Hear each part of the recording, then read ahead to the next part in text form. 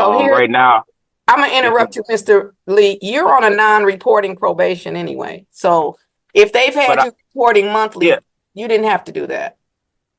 I said that originally, but they told me that the judge don't make the rules here. That was the quote that they. Who told you that? Oh, hold Miss- on. Mr. Flanagan called. Today is the date set for review. Mr. Miles, your appearance, please.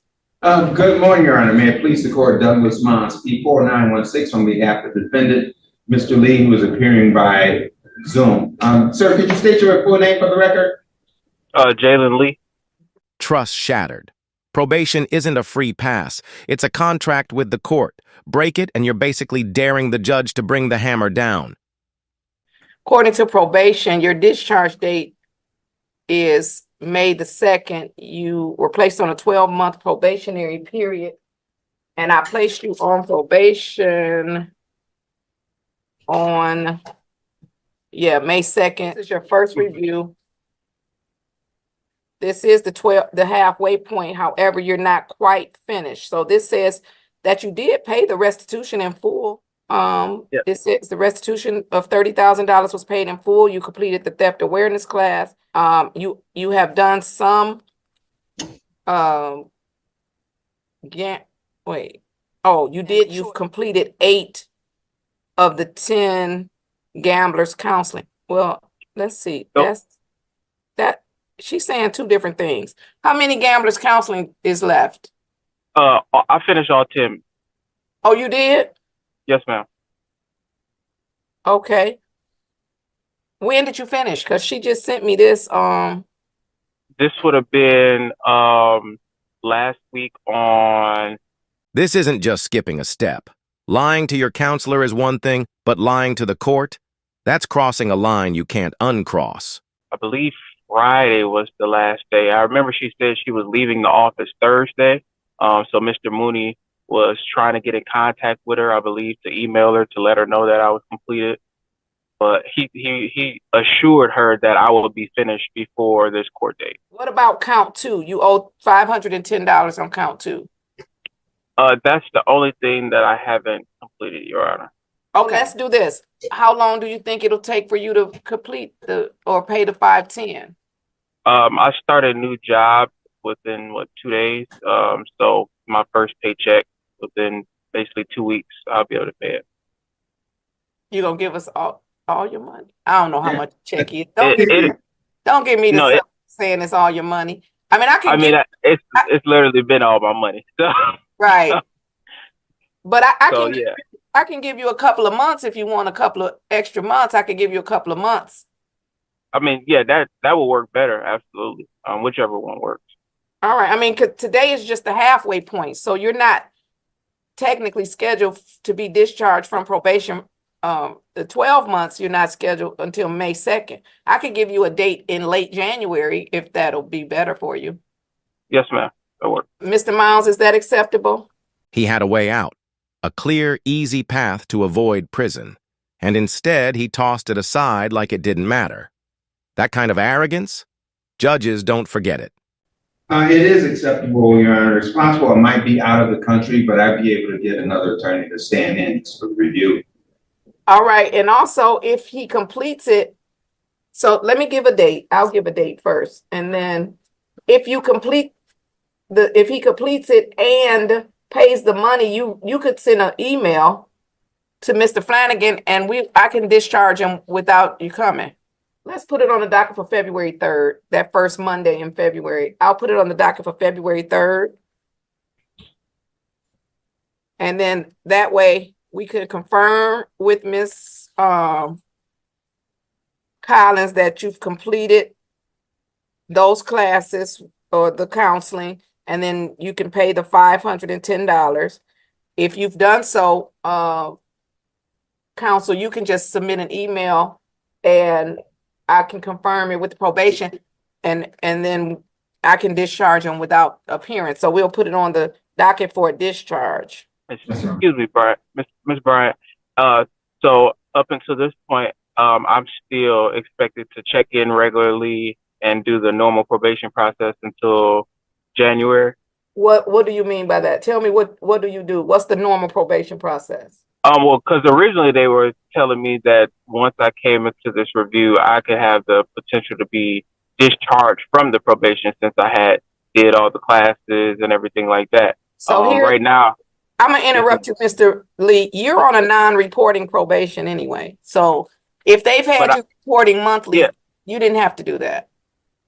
I said that originally, but they told me that the judge don't make the rules here. That was the quote that they. Who told you that? Oh, hold on. Mr. Flanagan, call Mr. Farmer right now. Call him right now.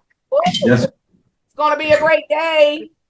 Call him right now. I need you to tell us who told you that. Call them right now. Matter of fact, you can call Mr. Wade too. Call them right now because I'm about to. Yes. I like Yes, you, Mr. Lee. I like you. You didn't even mean to tell on them, but you did. Yeah, I didn't. It's Miss Bryson. She's no longer there anymore. That was the former probation officer that Well, I had. let me make sure they have a meeting with probation while you on here. Let's make sure they have a meeting with the probation, because if I ever hear somebody say that again, I'm gonna hold them in contempt. Understood. Yeah, but we gonna do this right now. Oh, I'm so excited. This turned out to be a great Tuesday. But you did not have to report, Mr. Lee. You were not supposed to be reporting on a monthly basis. And we getting ready to nip that in the bud right now. I'm so excited for my future and yours. So to answer your question, you do not have to report. Now, what you have to do is let us know when you finish those classes, the counseling. So you can in fact have them send it to Mr. Flanagan. When a judge looks you dead in the eye and says, "I spent time on you," that's not just disappointment, it's personal. And personal in court usually means harsher consequences. But I want you to stay on here so Mr. Farmer can hear it from you. I'm gonna tell him what you said, and then I'm gonna ask you, did you say that in front of the supervisor, so we can make sure that no other probation officer ever tells anybody else that I don't make the rules. I am the rule. I mean, I don't even understand what. Yeah. I thought so. I thought so too. You should have told him that, and then you should have just not shown up. Nothing would have happened to you. Nothing. I just was nervous. I didn't want to get violated. I was just trying to follow the rules. And it is correct that Miss Bryson is no longer with. That could be part of the reason she's not here, because she thought the judge didn't make the rules. I don't know why she's not here anymore. Yeah, it's been monthly, and then I'll go do the drug screen as well. Every drug month. Screen? They've been having me do a drug screen. I was like, I don't even smoke, or my case had nothing to do with anything, drug related, but I've been doing the drug screen every month. Mr. Lee, let me apologize on behalf of the court. And I'm thankful that Miss Bryson no longer works here, because she might have got fired today. Understood. So not have to drug test. My order specifically says no urinalysis was ordered. And so what I'm going to do is refund you any money that you have paid for your drug screens. So where were you testing? It was a Rochester Hills location. I forget the name of it, but it was like a few minutes from my house. I went there, I believe twice when I couldn't make it all the way to Detroit within a day, so I would go there. So I only did that like twice. It was like $40 total there, and then the other time they would make me come out to the court to do it. You said the other times, so you have tested every month since I put you on probation? Yes, ma'am, every month. That's a mess. Okay. Oh, that's a mess. Mr. Farmer, this is Mr. Lee. Mr. Lee, say hi to Mr. Farmer. How you doing, Mr. Farmer? How you doing? Mr. Farmer, Mr. Lee used to be supervised by someone who no longer works here. So that's good, because they might have got fired today if they still worked here. Miss Bryson. Miss Bryson told Mr. Lee, who she made report to probation every month, that I don't make the rules. He told her it's a non-reporting probation. Miss Bryson told him The judge don't make the rules. We make the rules. Not only did she have him reporting to probation, she has had this man drug screening every month when my order specifically says no urinalysis ordered. What I called you on here for is because she no longer works here. In your next meeting, just make sure nobody ever tells one of my probationers that, because that might get them held in contempt of court, because that doesn't even make sense. This isn't just a sentencing, it's a reckoning.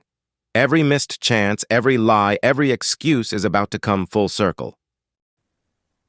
And I understand, Your Honor. You know that don't make sense. You would, okay. So what I am going to do, Mr. Lee said he tested at the court 4 times, and you tested in Bloomfield 2 times? Yeah, Rochester Hills, yeah. Oh, Rochester Hills. So, Mr. Flanagan, what I am going to do is deduct. I'm just going to give him $150 credit for his inconvenience and his time. And then that will leave him a balance. Instead of the $510, your balance is $360. If he finishes, you can send it to his new probation officer. But I'm telling you this in the presence of Mr. Farmer, you do not have to show up and report to probation, and you do not have to drug test. 4 years, no second chances. The patience is gone, and so is the freedom. So that was some bad advice. That was some bad instructions. And like I said, she doesn't work here anymore. And if she did today, she was probably going to either be fired or held in contempt of court. So I'm glad we didn't have to cross that bridge. Thank you, Mr. Farmer. And No problem, on. Thank you so much. Mr. Lee, thank you for sharing that information. So I appreciate it. And then I'll either see you on the 3rd, or we'll do your discharge when I get the information. Okay.